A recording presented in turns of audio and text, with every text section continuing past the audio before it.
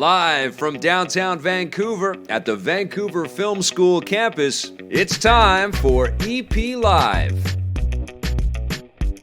Hey, welcome to EPN. My name is Victor Lucas, and we bring you the latest in everything cool. It is so awesome to see you here today on this beautiful Monday, at least here in Vancouver. Hope wherever you are, it is a beautiful day out there as well. We've got an awesome show for you today. EP's old friend Steve Rechtschaffner is on the show today. He is one of the founders of EA Sports Big, and he is the creator of the SSX franchise. And has a very interesting background. He's got some new news to give us, but we're also going to talk a little bit about his history, and that's going to come up a little bit later in the show. He's in meetings right now because some cool things are going on, but he will be showing up a little bit later in the show. We've also got a fun Father's Day gift guide for you, but first, we have a rundown to get to, and I've got some dedications to a couple new members, Stan Fleet and Dennis. Thank you so much for your support, and also to Evan Wenzel, who says, Victor, I'm loving your channel. Keep up the great work. Been a fan since Judgment Day. Thank you so much. Let's get started with your rundown. Now, if you thought Shenmue 3 wasn't going to be delayed again, you thought wrong. The long-awaited new action-adventure game has been delayed yet again, this time for a few months. It was slated to land this August, but will now arrive in November, with the dev team saying that the game needs a little more refinement before it's finished. Shenmue 3 was first announced in 2015 and was originally slated to arrive in 2017 before being pushed back several times, and fans have already been waiting decades. The last game, Shenmue 2, was first released on the Dreamcast in 2001, so let's hope Shenmue 3 is worth the wait. I don't think fans should be concerned about any kinds of delays here. I think that what's happening is that the developers are trying to make this a masterpiece. They're working their butts off to not bring shame on their respective houses. They want to make something that they're very proud of, that sort of honors the Dreamcast originals, but also takes this potential, recurring franchise into the next generation of machines, and into our appreciation of what is available to us with modern technology. So hopefully it will be great, and hopefully it will be worth the wait. If you have been waiting, you are no stranger to waiting for Shenmue 3. I know you have patience. Let's give them a little faith and a little support, and let's hope that this thing turns out to be great. Shenmue 3, we will get it. We're just going to have to wait a little bit. Avengers Endgame directors Joe and Anthony Russo are gathering up a magical new project for Netflix. They're serving as executive producers on a new Netflix animated series based on Magic the Gathering, the hit tabletop card game from Wizards of the Coast and Hasbro. Like the game, the show will focus on the magical wizards known as Planeswalkers, who cast spells to take on powerful enemies and monsters.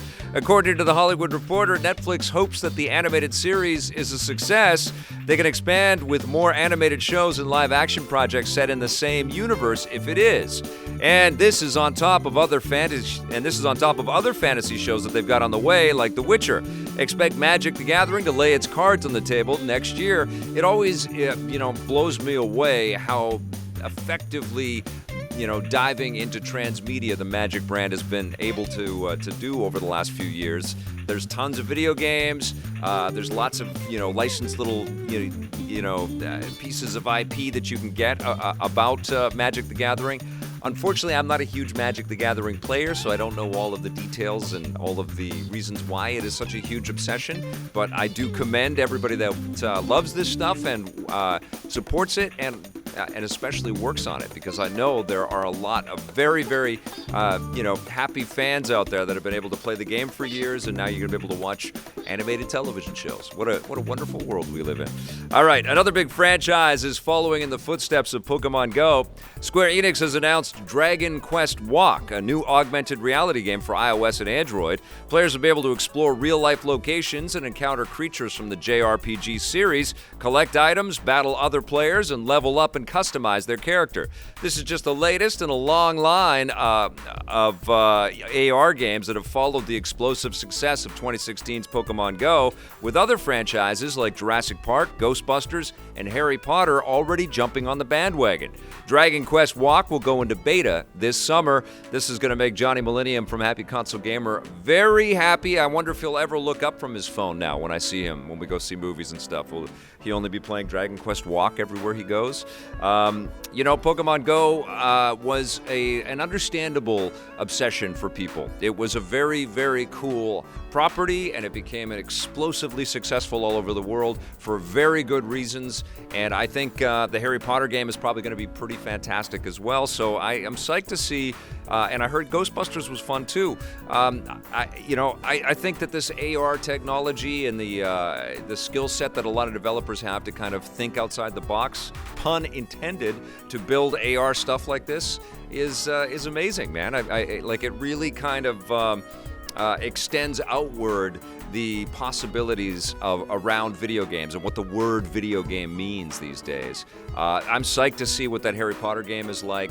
I still haven't played the Ghostbusters game, so I should give that a shot. But I am a fan of Dragon Quest. Every time I've jumped into a Dragon Quest game, I've really dug it. So I'm looking forward to playing Dragon Quest Walk, and I hope it's awesome. Now, game maker Bethesda Softworks has shed some light on their first big bomb.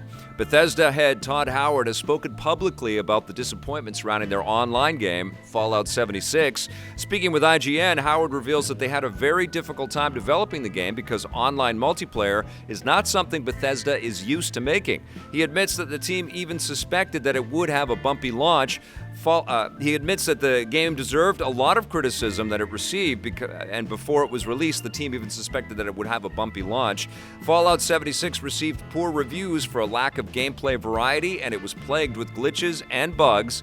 Since then, the player base has dropped off significantly, although Bethesda is still supporting it with new content.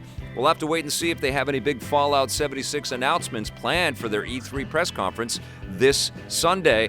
And I expect that there's going to be a bit of a mea culpa. I think that this was a little preemptive strike on the part of Bethesda to get out there ahead of E3 and to talk about the fact that there were some concerns with this title, some understandable concerns with this title.